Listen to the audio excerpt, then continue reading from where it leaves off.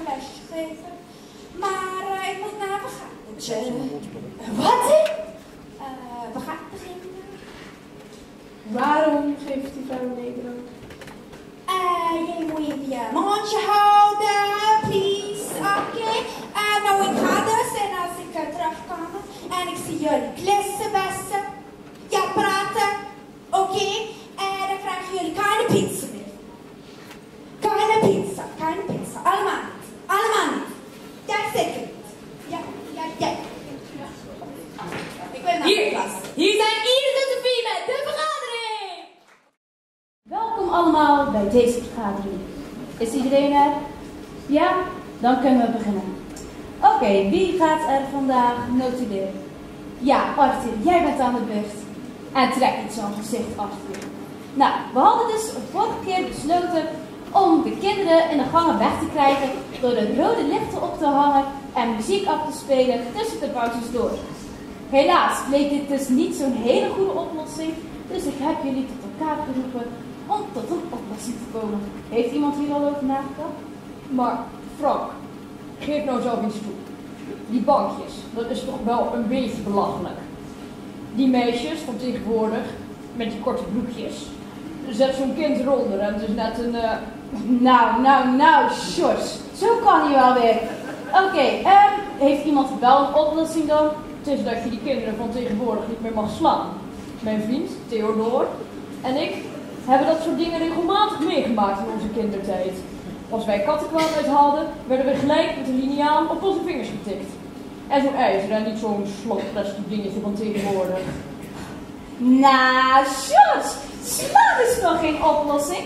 Ik heb hier wel over nagedacht. Kijk, ik had dus het idee om saaie gedichten van Marsman in te laten spreken door de nadijkers. Die spelen we dan af in plaats van die klassieke muziek. En hup, iedereen is er weg. Frank, eens koe ook een keer een boterham pakt. Ik kan nog niet eten.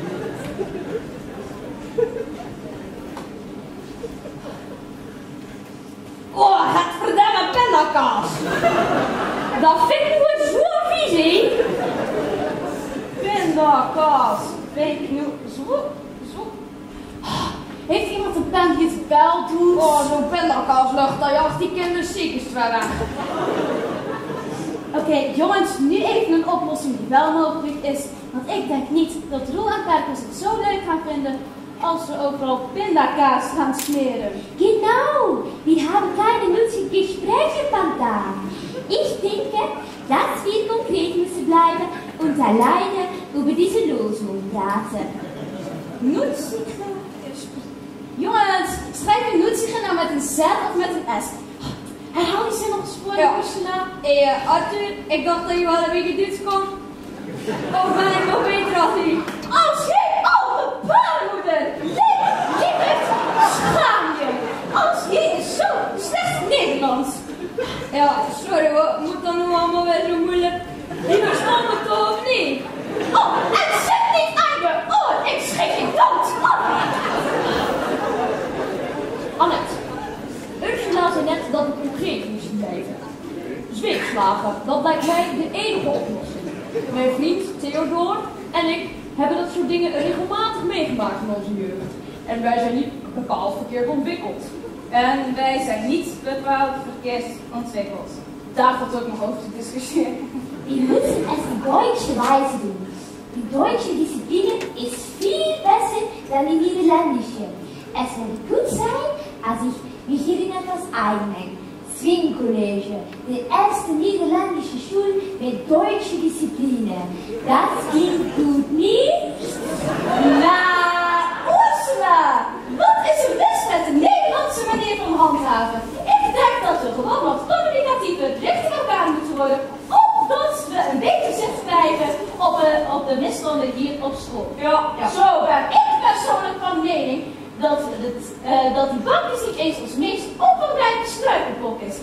Echt wat dat blijkt van sommige kinderen hier op school. Nou, daar moet wat aan gedaan worden. Wat ben je nu allemaal voor ons in aan het komen? Ik ben dat nog ver om die kinderen Nederlands bij te brengen. Dat is niet onze taak, hè? Ja, Annette, hij heeft wel een beetje gelijk. We moeten vandaag gewoon concreet blijven en tot een goede oplossing komen. Yes, ik kan het niet gelieken.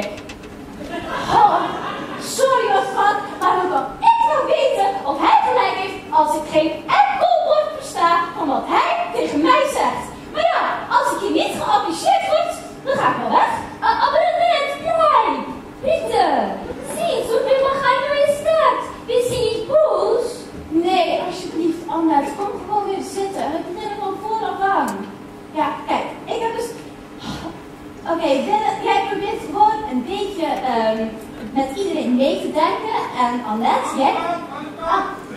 Lieder, goedenavond. Ja, meneer Jochie. Ik had een experiment, maar ik was aan het roken en zo een grote explosie. Heel de derde verdieping is weg. We moeten allemaal weg.